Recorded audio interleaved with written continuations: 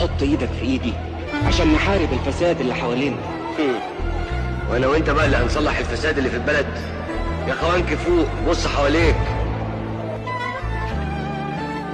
مش قادر اتصور انك تهرب من مبادئك اللي دفعت ثمنها سنين من عمرك على خط النار. السنين اللي قضيناها على خط النار كنا بنسدد دين النكسه اللي في رقبتنا يا خوانك. وممكن تحصل نكسه تاني لو سيبنا البلد في ايدين الهبيشه اللي زي النقاش. طب نحارب النقاش ازاي يعني؟ بالتوعيه، بمواجهه الفساد.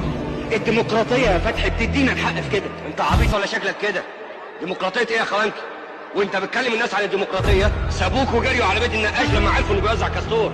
دي مش غلطه الناس يا فتحي، دي غلطتنا احنا المثقفين اللي ما بنوعيهمش. يا خوانك الانسان الجعان مش غلطان لما يبيع صوته عشان يضمن لقمه عيشه.